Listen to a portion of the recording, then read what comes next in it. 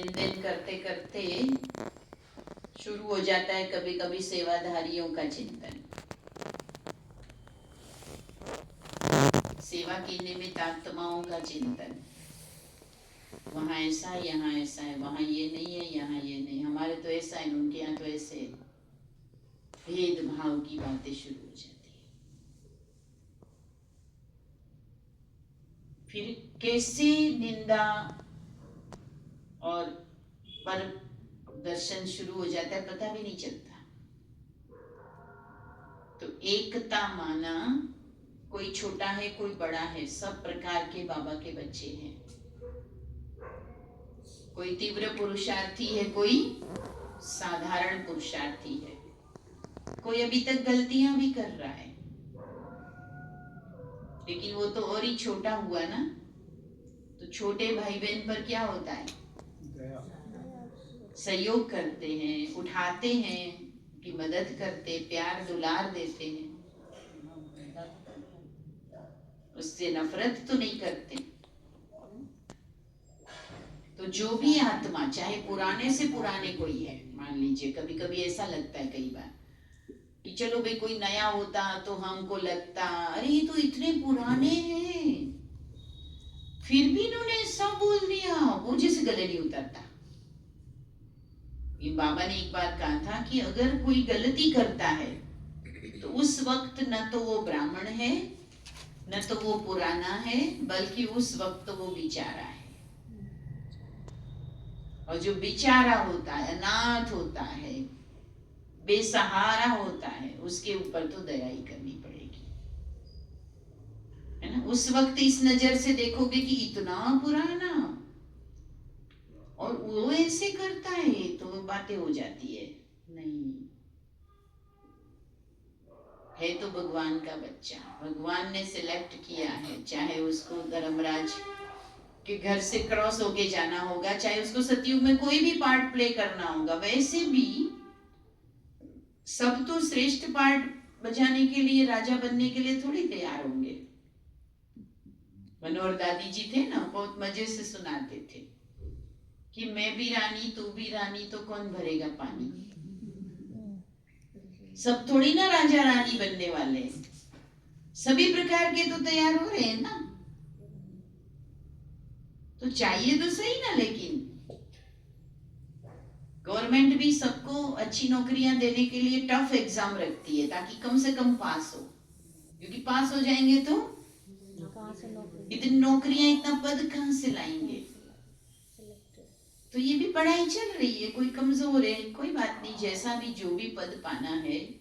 और बाबा ने कहा जब बाबा को ये आत्मा पसंद आई और बाबा ने उसे अपना बनाया, तो जो भगवान की पसंद है उस पर मेरा क्वेश्चन मार्क क्यों, या मैं ये सर्टिफिकेट क्यों दूं कि ये तो कुछ काम का नहीं, ये तो कुछ इसकी तो धारणा नहीं, ये तो कोई ऐसा अच्छा भाई नहीं, अच्छी बहन नहीं। नहीं, तो ये हमारे संगठन में परदर्शन ना हो, पर चिंतन ना हो, और एक गिरे तो दूसरे उसकी मत पर ना चले। अब एक दूसरे से टिप्स ना लें। इस पर हमारे लौकिक में सुनाते थे कि एक बार एक व्यक्ति ने बकरी पाली, इसी की बात है। तो पहली बार उसने बकरी पाली, तो एक बार बकरी बीमार हो गई, तो उसे पता नहीं था कि क्या करना चाहिए, गांव की बात थी। तो एक दूसरा भाई था, वो भी, उसने भी पहले बकरी पाली थी, उसको पूछने गया वो कि तुम्हारे पास भी तो पहले बकरी थी? बोले हाँ। तो बीमार भी तो पड़ती होगी ना? हाँ। तो जब तुम्हारी बकरी बीमार पड़ती थी तो तुम क्या करते थे? वो कहता है मैं तो उसको केरोसिन पिलाया। ठीक ठीक ठीक, वो चला गया घर पे, उसने भी अपनी बकरी को केरोसिन पिला दिया, सुबह बकरी मर गई। जाके उसको सबसे पहले बोलता है मेरी बकरी मर गई, तुमने कहा मैंने पिला दिया। वो कहता है मेरी भी मर गई थी। तुमने ये थोड़ी ना पूछा कि उसके बाद क्या हुआ। तुमने जितना पूछा उतना बताया।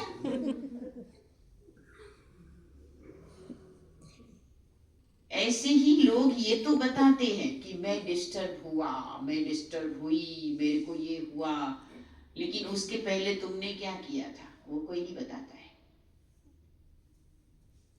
कैसे डिस्टर्ब हुआ? मुझे डांट पड़ी, अच्छा क्यों पड़ी? कोई पागल था एकदम से डांटने लगा? कारण तो होगा ना, लेकिन वो नहीं बताएंगे, वो साइलेंट। बहुत बोलते, बहुत गुस्सा कर, क्यों किया? शुरुआत तो कहीं से हुई होगी, वो आधा सुनाते हैं और वो आधा सुन के हमें लगता बेचारा डांट खाता रहता है। कोई बेचारा नहीं है। आधी कहानी सुनाते, अपने वाला पार्ट साइलेंट, अगले का पार्ट बढ़ चढ़ के सुना देंगे, 4 गुना ज्यादा थोड़ा सा।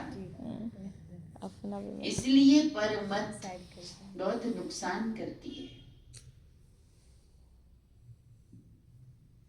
बाबा ने कहा है तीसरे नेत्र से आत्मा को देखकर और विवेक को जागृत रख के चलो।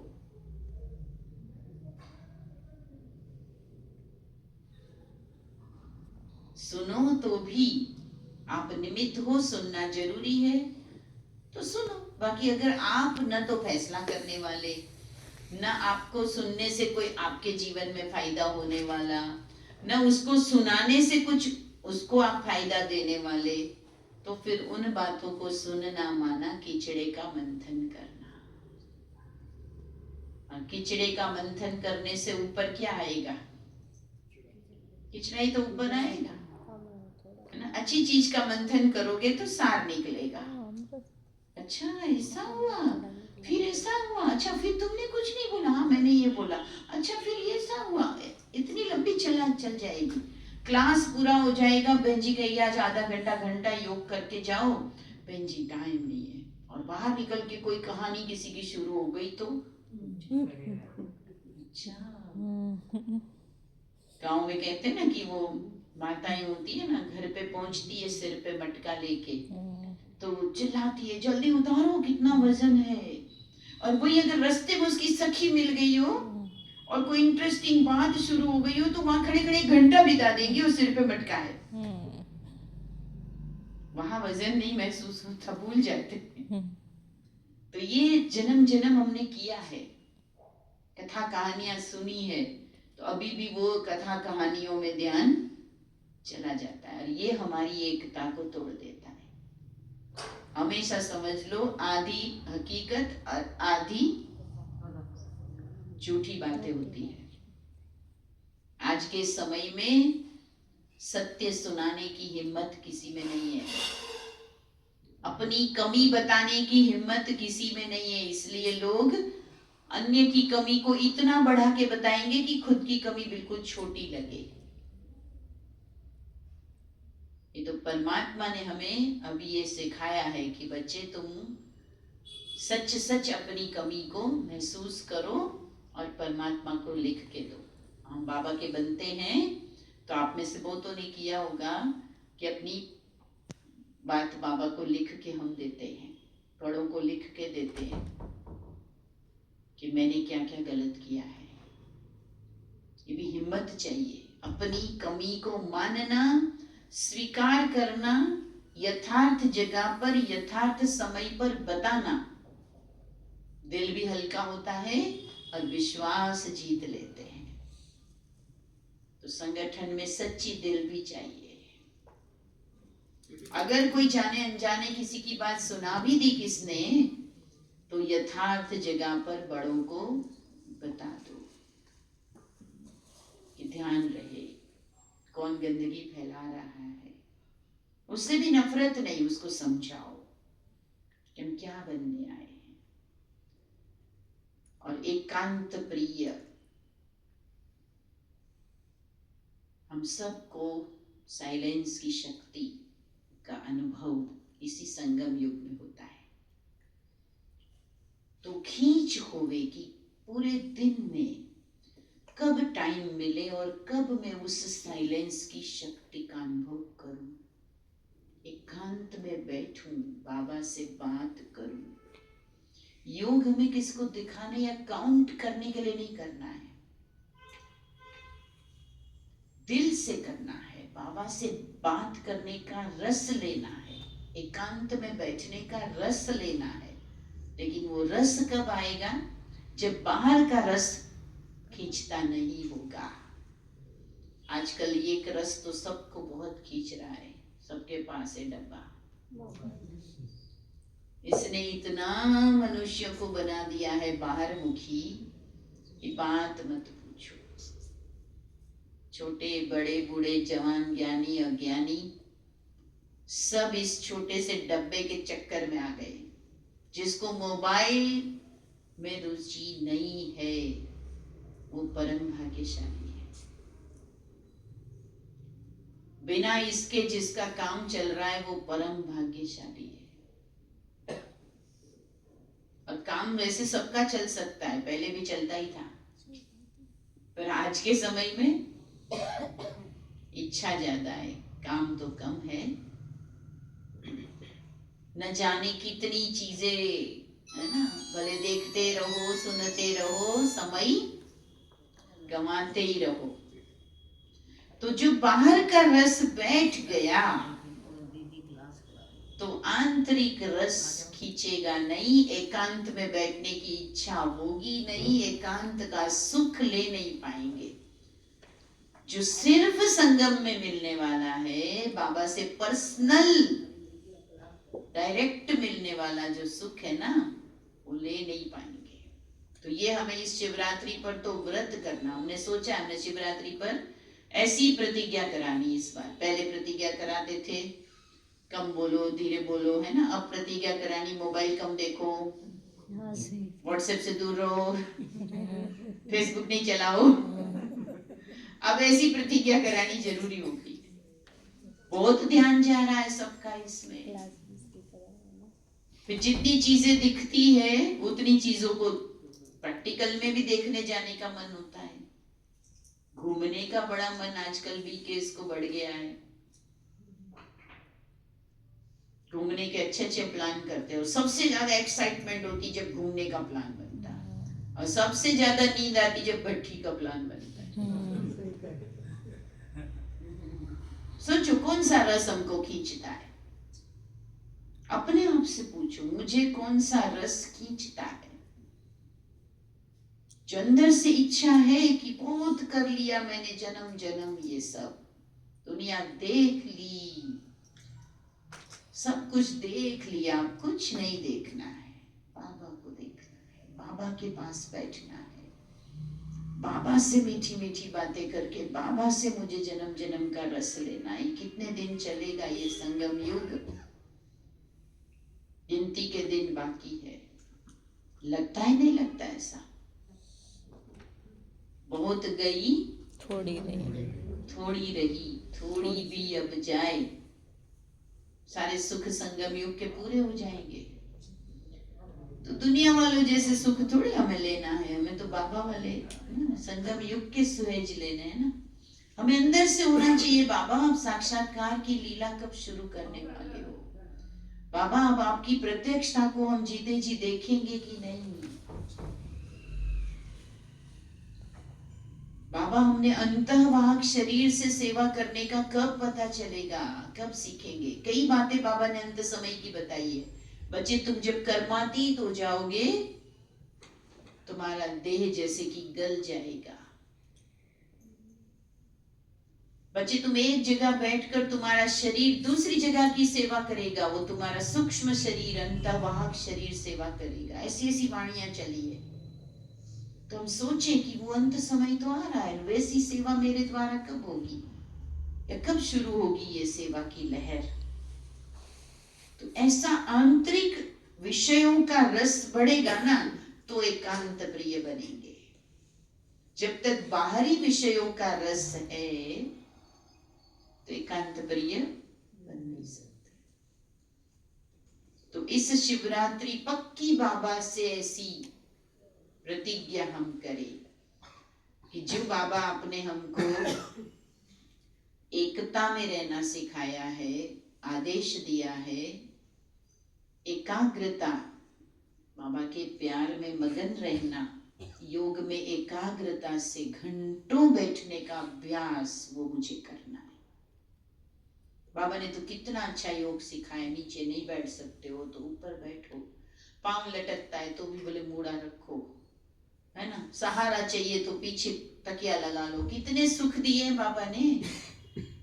फिर भी हम एकांत में योग में नहीं बैठेंगे, तपस्या की रुचि नहीं रखेंगे, तो धर्मराज जब पूछेगा तो क्या बताएंगे? आए थे हरि भजन को, संगम युग में भी बस यही सब कुछ किया, तेरा मेरा ये वो इसका उसका। आए थे किस लिए?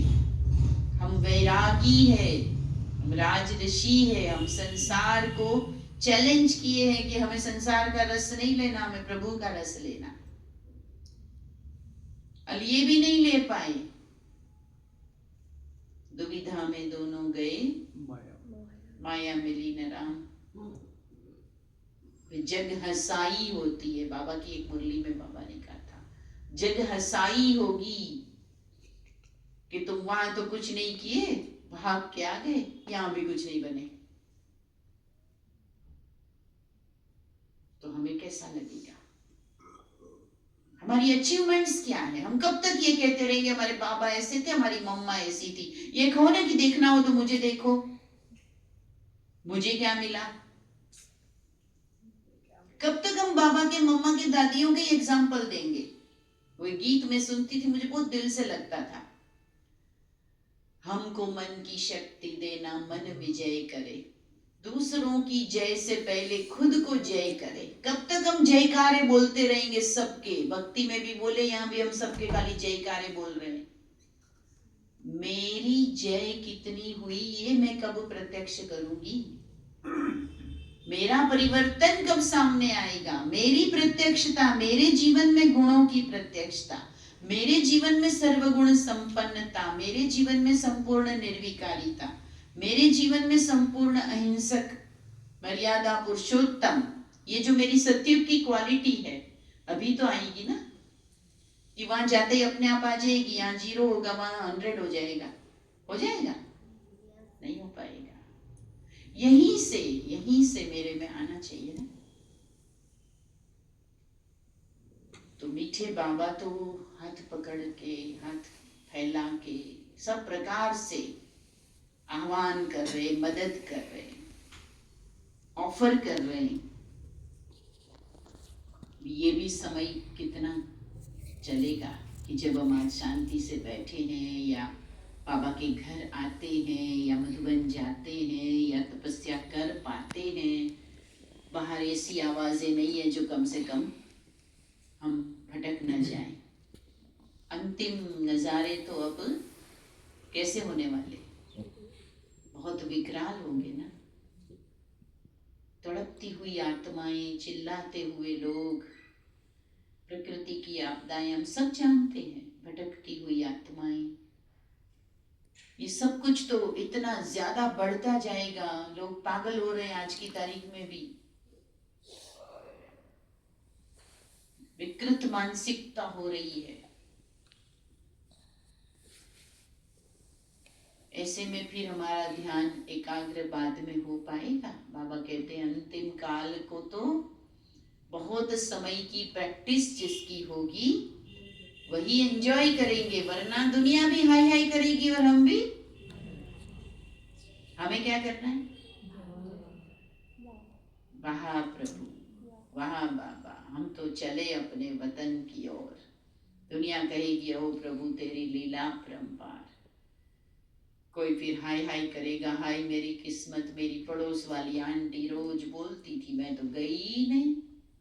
अब वो तो फरिश्ता बन गई, मैं रह गई। वो तो बेचारे पश्चाताप करेंगे, लेकिन हमें भी कहीं ये ना हो कि हमें भी कुछ कर लेना चाहिए था, हम तो ये फालतू की बातों में ही रह गए, समय सफल न किया हमने। पश्चाताप नहीं होना चाहिए ना। तो अभी भी बाबा इशारा जो दे रहे हैं, उस पर हम रोज चिंतन करें, एक्स्ट्रा टाइम बैठे, मुरली के बाद 15 मिनट योग करना चाहिए। कई भाई बहने मुरली के पहले पहुंच नहीं पाते हैं, अधिकतर पग पग पग पग करके मुरली के टाइम पहुंचते हैं। 7 बजे की मुरली क्लास तो 7 बजे एंटर करें, कई बार 7 का 10 7:10 हो जाएगा।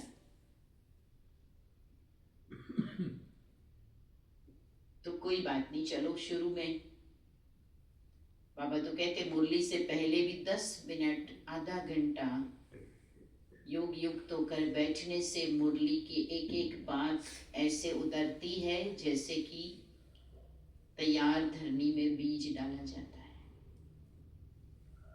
दूसरी आदत ये सबसे अच्छी है कि मुरली के बाद 15 मिनट बैठना चाहिए।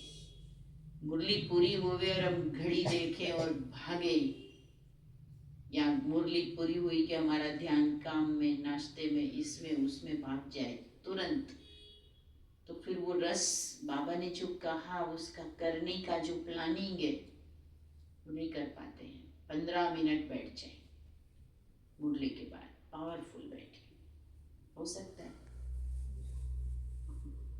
हो सकता है। कभी कभी बैठी करना, क्यों रोज बैठी। जिसको जितना टाइम है सेट करो। घर में भी मुरली सुनो तो मुरली के बाद 10 मिनट फिर बैठ जाओ, क्या सुना मैंने, ऐसे नहीं कान से निकल गई बस मुरली सुन ली। कितना बड़े बाप ने कहा है, अब मुझे क्या करना है, कैसे करूंगी, चिंता हो जाए अंदर। मुझे याद है हम 1980 में ज्ञान में आए, जब पहली बार 81 में मधुबन में आए तो दादियों को देखा, सब देखा, छोटी थी उम्र तो 11 साल 12 साल की, मुझे याद है मैच्योर ज्ञान में तो। पर चिंता ऐसी लग गई कि 1937 में भगवान आया और इन सब ने उसी टाइम पहचान लिया। 37 से लेकर 80 तक इतने सालों में इन्होंने कितना सीख लिया, और हम तो अभी आए, बहुत पीछे रह गए, अब क्या सीखेंगे, कितना बन पाएंगे। तो ऐसे एकदम जबरदस्त अंदर प्रेरणा आती थी कि बस अब सब कुछ छोड़ छाड़ के लग जाओ, नहीं तो ये तो सब बन गए, हमारा तो नंबर कब आएगा। उस समय ये चिंता लग रही थी। अभी तो और भी ड्रामा का पर्दा बंद होने वाला है। अभी तो सतयुग का पर्दा खुलने का टाइम है। अभी भी नहीं करेंगे, चिंता नहीं लग गई अंदर, तो नहीं हो पाएगा। अटेंशन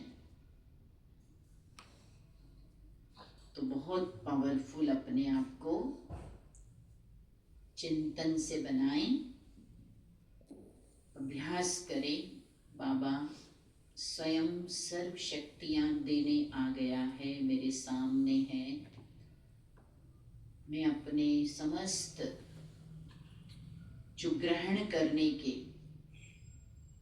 रास्ते हैं उसको खुले रखो। दिल में भी ग्रहण करो, आंखों से बाबा की मूर्त को अंदर उतारो, कानों से बाबा का एक एक वर्ड अंदर उतारो, हर द्वार खुले रखो, है ना। प्रभु आ गया है, अब भर लें अपने आप को। तो दीदी योग करेंगे,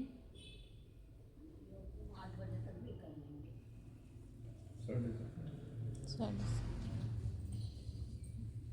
एक अनुभव जो अपना सुनाना चाहते हैं,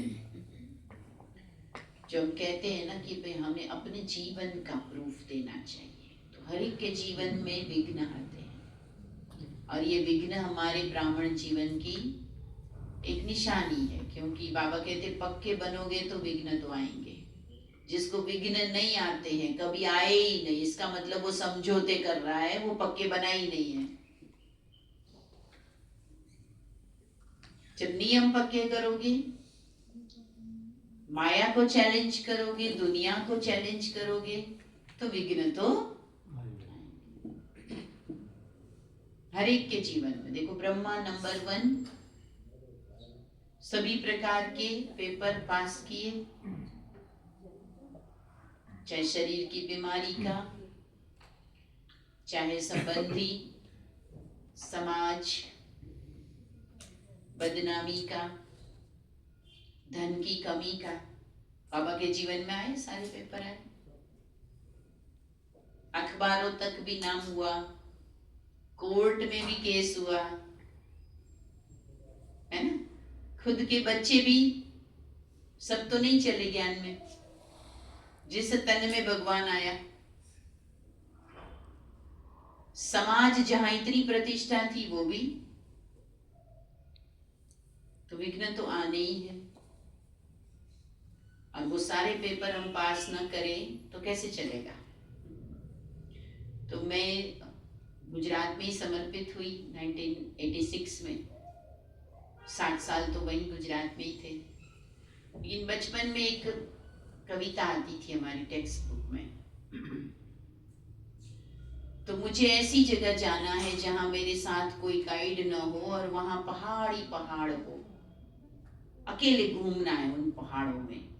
पता नहीं, वो कविता सुनते समय अंदर ऐसे लगता था जैसे मेरे लिए है ये, मुझे कोई ऐसी जगह जाना है। गुजराती में थी। तो फिर समर्पित भी हुए। छोटी सी एज में आ गए थे। जब 10th की रिजल्ट आई तब तो मैं सेंटर पे आ गई थी।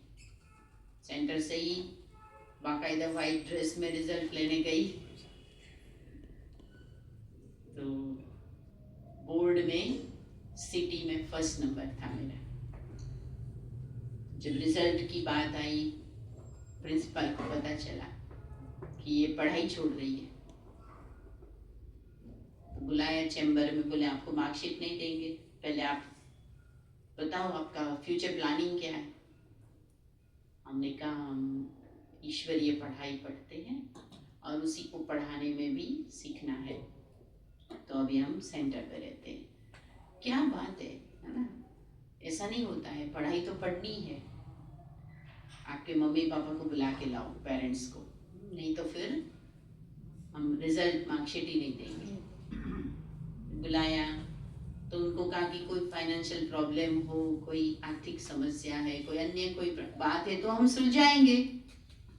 लेकिन मतलब होनहार छात्रा कोई हमारी पढ़ाई छोड़ दे तो ये तो स्कूल का भी लॉस है, हमारा भी स्कूल का नाम रोशन होता है। और कैसे, वो बोले हमें तो कोई प्रॉब्लम नहीं है, पर इनकी अपनी बात है। तो मुझे मेरी क्लास टीचर लिटरली बहुत रोई, अलग ले जाके लैब में बहुत समझाया, देखो ऐसा नहीं होता है, सबके जीवन में होता है, भगवान होता है, धर्म होता है, ये होता है, शादी करके भी सब कुछ होता है, ये होता है, वो होता है। बहुत मैंने बहुत नशे से उनको कहा कि मैडम, हमारे वहाँ बहन बोलते हैं, जिस दिन आपको ये ज्ञान समझ में आएगा ना, तो आप तब मानेंगे कि दुनिया की ऊंची से ऊंची पढ़ाई और ऊंचे से ऊंचा कार्य यही है, बाकी कुछ भी नहीं है। मुझे पहले बहुत पढ़ने का मन था, पापा को भी ये था कि अच्छा पढ़ रही है तो अच्छा पढ़ाएंगे आगे तक। लेकिन सेंटर पर जब ज्ञान मिलता है तो लक्ष्य अलग हो जाता है ना हमारा। तो सेंटर पे हमारी दीदी पंजाब की थी। वो जब वहाँ आई तो गुजरात में हिंदी से काम नहीं चलता, गुजराती हैंड चाहिए। दूसरी एक बहन समर्पित हुई, वो बिहार की थी, तो उनसे भी काम न चले, तो वहाँ गुजराती हैंड की बहुत ज़रूरत थी। तो दीदी बड़े प्यार से मुझे कहती थी, देखो मम्मा ने तो 10वीं तक पढ़ाई की, बड़ी दादी ने भी 10वीं तक पढ़ाई की, तो ईश्वरीय सेवा तो सारी जानती हो। क्योंकि हमको ये था ना, हमको चिंता हो गई थी, हम बहुत लेट आए, क्या क्या करना है। तो जहाँ प्रदर्शनी होती थी हम सवेरे से चले जाते थे, रात तक सबसे ज्यादा ग्रुप समझाना, जब तक कि गला ना बैठ जाए पूरा। तो कहे तुम्हें सब कुछ तो आता है, तुम सेवा कब करोगी, है ना। मतलब समर्पित होके छुट्टियों में तो मधुबन में ही आ जाते थे, सैटरडे संडे भी सेंटर पे ही रह लेते थे। तो शुरू से ही जैसे, तो जब सेंटर पर आई गए तो फिर पढ़ाई छोड़ दी उस वक्त 86 में। तो उसके बाद 7 साल के बाद में ड्रामा का कुछ सीन बना, तो बड़ी दादी जी से और खास करके मोहिनी दीदी जो थी दादी के साथ, उनसे हमारा बहुत मतलब घनिष्ठ प्यार था। शुरू से ही मुझे बहुत अच्छी लगती थी। मधुबन में जाते थे तो बहुत पालना देती थी, और नहीं चाहूँ तो मुझे उनकी याद आती। तब तो फोन नहीं था, कुछ नहीं था, लेकिन लगाव बहुत था जैसे। तो फिर हम उनके कनेक्शन में राजस्थान में आ गए। तो राजस्थान में तो आ गई मैं, पर जब मैं गुजरात से राजस्थान में आई तो वास्ट डिफरेंस। गुजरात में बहुत सेवाएं की भी और है भी, बढ़ती भी है। और राजस्थान जिस पर्टिकुलर एरिया में हम है, आबू के आसपास का, जो कहते हैं ना दीपक के नीचे, तो काफी बंधनों में जकड़े हुई आत्माएं हैं, संसारिक बंधन, समाज के बंधन, ये वो। तो हमको लगता था कि यहाँ भी हमें सेवाएं बहुत करनी है। तो मैं सवेरे से निकल जाती थी, क्या नाश्ता किया न किया, और एक गांव में गए, दूसरी जगह गए, उधर गए कि भाई कहीं भी सेवा हमें बढ़ानी है। तो अगले मतलब 3 महीने में ही मुझे इन्फेक्शन लग गया, क्योंकि साधन होते नहीं थे, धन होता नहीं था। पर सेवाओं का तो लक्ष्य रहता है, जो साधन मिले उसमें। तो आपने वो जीपे देखी होगी ना, राजस्थान में वो खुली जीपे चलती है, उसमें कैपेसिटी होती है मैक्सिमम 8 लोगों की, मैक्सिमम। ड्राइवर के साथ 2 बैठ सकते हैं, पीछे 3, इतनी होती है मतलब कैपेसिटी। उस 8 की कैपेसिटी वाले में 30-35 लोगों को भी भर देते हैं। और वही चलती है लोकल में, जहाँ गांव के रास्ते पे, तो उसमें भी जाना, जिसमें भी मिला, है ना। तो इन्फेक्शन की वजह से मुझे ट्यूबरकुलोसिस हो गया, टीबी। और शुरू में तो हम ध्यान देते नहीं, क्योंकि सेवाओं का, बाबा की याद का नशा होता है ना। फिर वो एक MDR लेवल का टीबी हो गया। कोई मेडिकल फील्ड से होगा तो वो समझेगा। तो ऑलमोस्ट नॉन क्योरेबल ऐसा। तो फिर इलाज शुरू किया, पता चला तो टेस्ट वगैरह हुए कि हाँ भाई पॉजिटिव है। इधर एक ट्यूमर हुआ था, वो भी निकाला, तो उसका भी टेस्ट पॉजिटिव आया। तो फिर इलाज जब शुरू किया तो दवाई हजम ना हो गई। सवेरे सवेरे खाली पेट इतनी सारी गोलियां खानी होती थी, और एक दिन भी दवाई छोड़ी तो उस दिन से वापस 9 महीने तक दवाई खानी है। 9 महीने तो कंपलसरी खानी है, वो सोच के ही। तो उससे 7-8 दिन तो चलो भाई, ठीक होना है तो खाना है, ठीक होना है तो खाना है, खा तो लिया। लेकिन वो जैसे एक साथ ऐसी जमा हुई कि फिर वो लिवर के अंदर इफेक्ट हो गया। तो लिवर खराब हो गया, कंटिन्यूअस वॉमिटिंग चालू, एडमिट हुए, बहुत कुछ हुआ। तो बाबा को लेकिन जरूरत होती है, तो बाबा हर आत्मा को ठीक भी करता ही है।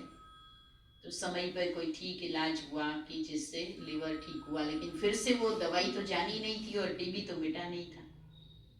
फिर स्ट्रेप्टोमाइसिन के इंजेक्शन से कोर्स शुरू हुआ। तो 150 इंजेक्शन डॉक्टर ने लिखे कि एक दिन छोड़कर आपको। और वो दवाई उस जमाने में इतनी गाढ़ी होती थी, ये 1993 की बात है, 94 ऐसे कुछ। तो वो गाढ़ी दवाई की वजह से मोटी सुई लगती थी, जैसे वो भैंस वगैरह को लगती है ना वैसी।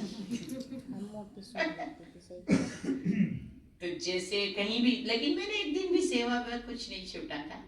तो कहीं जाती थी, जैसे आज आई हूँ 3 दिन के लिए, तो मेरे साथ में 3 इंजेक्शन होंगे। 7-8 दिन के लगे तो 7-8 इंजेक्शन, वो साथ में सिरिंजे, वो सब कुछ उठा के चलते थे। तो शाम को किसी न किसी को ढूंढना है, इंजेक्शन लगाना है। तो एक इंजेक्शन हाथ में लेती थी, स्ट्रेप्टोमाइसिन, है माइसिन। एक पाप मेरा कटा, फिर दूसरा इंजेक्शन, दूसरा कटा। तो मुझे लगता था कि बाबा मेरे धर्मराजपुरी में ले जाने से पहले सारे, बड़ा पेनफुल भी होता था। तो ये भी सब क्रॉस हुआ। लेकिन फिर मुझे डॉक्टर ने 2-3 बातें बोली थी। एक तो आपका हीमोग्लोबिन बढ़ेगा नहीं, आप पीले पीले फीके फीके रहोगे, कभी ऐसे गुलाबी लाल नहीं होंगे, ये स्वीकार कर लेना। आपको कभी मतलब अंदर से दुख ना हो, दुबले पतले रहोगे, कभी भी वेट नहीं गेन होगा, और जिंदगी भर दवाई खानी है, ये भी मान लो। फिर आप उसके हिसाब से जीवन चलाओ, क्योंकि डैमेज किया आपने। 4 साल लगभग इन सब चीजों में हुआ मेरा। पर काम तो चल रहा था। फिर मैंने सोचा कि जब भगवान ने हमें अपना बनाया है, जब भगवान हमारा सब कुछ है, तो भगवान को भी आजमाना चाहिए ना कि भगवान ये भी करे। सर्जन भी तो है बाबा, तो बाबा को करना चाहिए। हाँ, और वैसे भी भगवान पक्का सौदागर है, वो ऐसे कहीं पर भी अपना खर्चा नहीं करेगा जहां से उसको आउटपुट न मिलने वाला हो। बाबा तो लौकिक में भी सिंधी था ना, तो कहते पक्के व्यापारी होते हैं, वहीं पर डालेंगे पैसा जहां से। तो मैंने कहा मेरे को भगवान पाल रहा है तो सोचा होगा ना कुछ काम आने वाली है, रखो इसको, तो रखना ही है तो फिर जरूर वो ठीक भी करे ना। तो फिर मैंने 21 दिन का विशेष योग का प्रयोग शुरू किया। तो 2:30 बजे, कभी 2 बजे, लगातार 5 बजे, 4:45 तक। तो प्रकृति जीत आत्मा का जो अनुभव हुआ, बहुत अच्छे अनुभव बाबा ने कराए कि बाबा की और प्रकृति को माँ और परमात्मा पिता दोनों ही का दिया हुआ ये तन और आत्मा है ना, तो क्यों नहीं उससे ठीक करे, है ना। वैसे भी कहते हैं ना, कोई भी कंपनी जब कोई सामान बनाती है तो उसको ठीक करने का, रिपेयर करने का भी उनके पास ही टेक्निक होती है। तो बस वो लगातार किया, उसके बाद बिना डॉक्टर को बताए सारी दवाई बंद कर दी। कोई डॉक्टर को मिली ही नहीं, मैं गम नहीं खानी अब बस। और वो दिन और आज का दिन मेरे साथ आज भी सामान में कोई एक गोली नहीं है। आज 53 की एज में कभी नहीं खाती, कोई गोली नहीं खाती हूँ, कोई मेडिसिन कभी भी नहीं लेती हूँ। आज बाबा आराम से चलाना, इतना सफर भी करते, इतनी सेवाएं भी, बिजी रहते, तन का भी काम कर लेते हैं, सब कुछ कर लेते हैं। तो डॉक्टर बीच में एक बार फिर मुझे मिला, तो मैंने कहा हाल चाल क्या पूछते हो, फरिश्तों की चाल है और खुशहाल है, और कोई हाल चाल पूछने की अब जरूरत, सारे पैरामीटर गलत साबित हो गए। तो मैं मतलब स्वयं के अनुभव से कहती हूँ कि परमात्म ज्ञान और उसकी याद ही हमें निरोगी बनाती है। हमें कभी भी बीमारियों के भी वश नहीं होना चाहिए। हमें प्रयोग योग का ही करना चाहिए, वही हमारा सब कुछ है, तो वही शक्ति से हमें अपने आप को क्योर करना है। और ये एग्जाम्पल दुनिया वालों को भी बाबा का अनुभव कराएगा कि हाँ, इन्होंने अपने आप को कैसे अच्छा रखा है। तो मैं इसलिए बता रही हूँ कि संगम युग में हमने कोई साधारण चीज नहीं सीखी है, ये सीक्रेट है, विश्व का सबसे ऊंचा ज्ञान है, सबसे श्रेष्ठ विद्या है ये तो हम बिल्कुल सिंपल रीति से पा लेते हैं। कोई एडमिशन फॉर्म भी नहीं भरना पड़ता है, कोई रजिस्ट्रेशन नहीं कराना पड़ता है, कोई, इसलिए हमें बहुत इजीली लगता है कि जैसे हमें मिल गया। बाकी ये ऊंची से ऊंची यूनिवर्सिटी है जिसमें हमारा एडमिशन हुआ है, ये ऊंचे से ऊंचा डॉक्टर है जिसकी अपॉइंटमेंट हमें मिली है, जिसकी एक नजर से लोग निहाल हो जाएंगे, वो हमारे सामने घंटों बैठकर हमें पढ़ाता है, हमें दृष्टि देता है, तो हम किसी भी बात में असफल हो नहीं सकते। और ये पूरा अंदर से क्या करना पड़ेगा, दृढ़ता से इसकी धारणा, निश्चय हमारे अंदर होना चाहिए। तो बहुत बार हमारा जीवन फिर इस कारण भी अधीनता की तरफ चला जाता है कि क्या करें, अब मैं तो बीमार हूँ तो मुझे इसके अधीन रहना पड़ता है, क्या करूं, मैं तो इसके बिना चल नहीं सकता हूँ, अभी घर वालों को साथ लेना पड़ता है, उनके हाथ का खाना पड़ता है, अब हम बीमार है तो ये करना पड़ता है, वो करना पड़ता है। कुछ भी नहीं, आप लक्ष्य रखो। ऐसे कई अनुभव है सेवाओं में भी। योग भट्ठी लगातार हम लोग 108 घंटे की योग भट्ठी किया करते थे, उससे हमें बहुत बार बहुत जगह पर निर्विघ्न होने की बहुत मदद मिली है। तो कुछ भी हो तो योग बढ़ा दो। सुना, अधिकतर हम क्या गलती कर लेते हैं, विघ्न आया तो कहेंगे बहन जी थोड़े दिन नहीं आऊंगी, थोड़ा ना विघ्न चल रहा है। अरे एक तरफ तो बीमार हो, दूसरी तरफ खाना छोड़ रहे हो, तो बीमारी ठीक हो जाएगी। एक्स्ट्रा करो, जब विघ्न आता है तो एक्स्ट्रा योग, एक्स्ट्रा पुरुषार्थ, डबल ट्रिपल, है ना, ये इशारा ही है। विघ्नाया माना बाबा कह रहे थोड़ा योग बढ़ाने का टाइम आ गया है, थोड़ा एकांत में बैठने का टाइम आ गया है, थोड़ा सीरियस होने का टाइम आ गया है, थोड़ा वैराग करने का टाइम आ गया है। ये इशारा है बाबा का बस। बाकी तो फूल की तरह बाबा निकाल देते हैं, पार कर देते हैं। जैसे बाबा कहते हैं मक्खन से बाल निकल जाता है, ऐसे समस्या आती भी है और चली भी जाती है। तो ऐसे अनेक अनुभव है।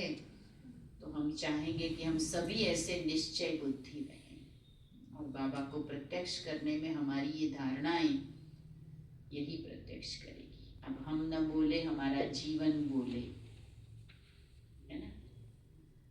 बाकी तो आप सबके बीच में दीदी ने बुलाया, आना हुआ और मिलना हुआ, है ना। हरियाणा की धरती पर बहनें तो पहले भी मिली थी, आप सभी भाई बहनों से मिलना हुआ तो बहुत अच्छा लगा। ड्रामा अनुसार ये भी संगम का सुख है कि ब्राह्मणों को बाबा ने जोड़ के एक बना दिया है। कोई अलग लगता ही नहीं है। कहीं जाओ तो लगता है कि कोई कहाँ के हैं, कोई कहाँ के हैं। जहाँ जाओ बाबा के बच्चे सब अपने ही है। तो ये सुख दिया तो दीदी का भी धन्यवाद। बाबा का ड्रामा में नूंद है जी, ड्रामा में नूंद थी और कल्प कल्प की हो भी गई। ओम शांति।